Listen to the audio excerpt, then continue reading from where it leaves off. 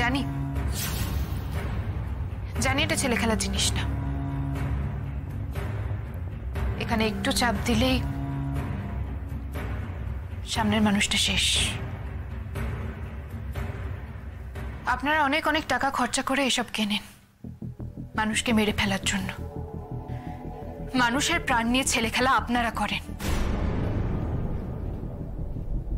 আর আমার কাজটা কি জানেন? যে মানুষদেরকে আপনারা মেরে ফেলার চেষ্টা করেন সেই মানুষদেরকে বাঁচিয়ে রাখার জন্য আমরা লড়াই করি, আমাদের দিন রাত এক করে।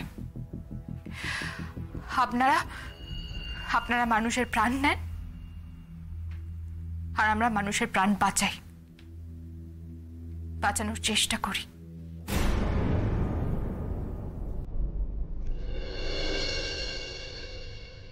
আপনাদের সঙ্গে আমার অনেক ফারাক।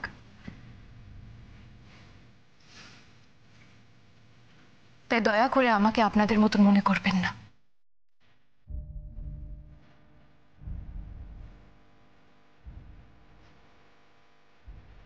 মিস্ত্রি ভাই, আমি সেই দিনই বুঝেছিলাম তুই এটা ইচ্ছে করে করিসনি। তুই আমাকে দেখে থমকে গেছিলি।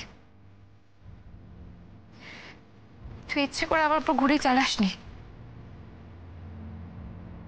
সেদিন যদি একজন তোর পেছন থেকে এসে তোর হাতের উপর না ঝাঁপিয়ে পড়তো, তোর হাত থেকে গুলিটা ছুটতো না। এটা জাস্ট একটা অ্যাক্সিডেন্ট ছিল।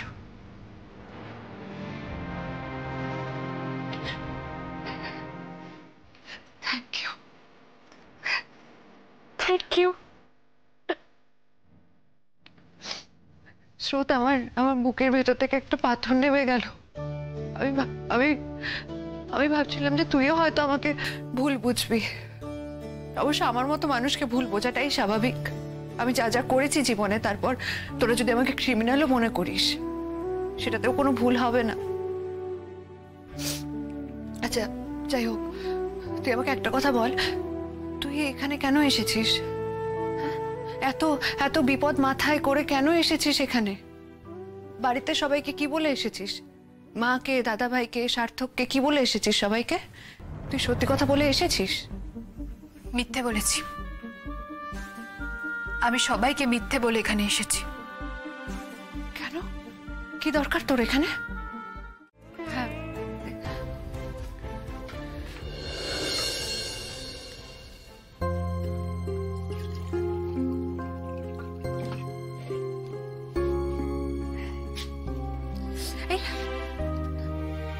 খুব কষ্ট হচ্ছে তাই না রে? না না, আমি ঠিক আছি।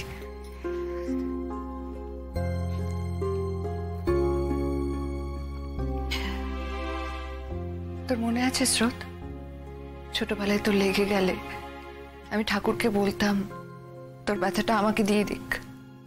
এখনো বলছিস? ছোটবেলায় সেটা সত্যি হয় বলে জানতাম, কিন্তু আজ জেনে গেছি সেটা হয় না। আমরা সকলে নিজের নিজের যন্ত্রণাগুলো ভোগ করি, করতে হয়।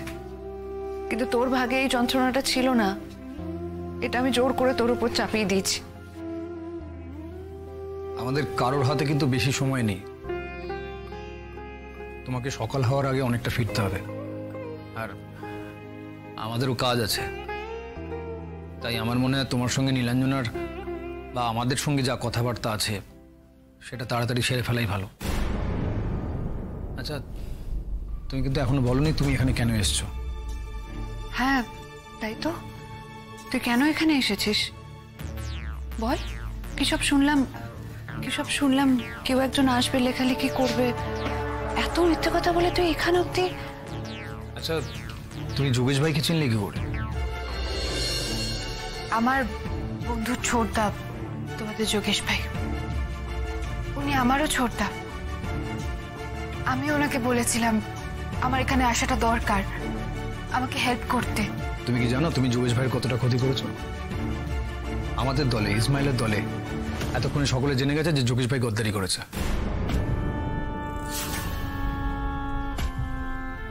আর গদ্দারির সাজা কি তুমি জানো?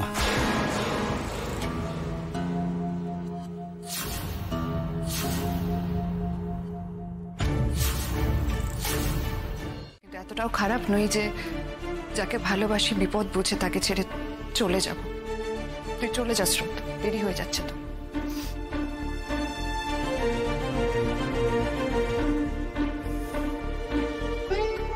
ভেবেছিলাম ওকে জোর করব, কিন্তু আপনাকে দেখে মনে হচ্ছে जिंदगी लंबी नहीं बड़ी होनी चाहिए। আপনি সেই বড়ি জিন্দগিটা বাঁচছেন, আর আমার মেজদি ভাইকেও বাঁচা শিখিয়েছেন। যদি কখনো মনে করেন সারেন্ডার করে মেইন স্ট্রিমে ফিরবেন, তাহলে আমার কথাটা ভুলবেন না। মনে হচ্ছে আপনার সঙ্গে কতগুলো কথা বাকি থেকে গেল, হাতে যদি আরো খানিকটা সময় থাকতো সেগুলো বলতাম। যদি আবার কখনো দেখা হয় তখন বাকি কথাগুলো হবে। তবে তোমাকে একটা কথা বলতে পারি, আমি যতদিন বেঁচে আছি ততদিন তোমার মেজদি ভাইয়ের কিচ্ছু হতে দেবো না।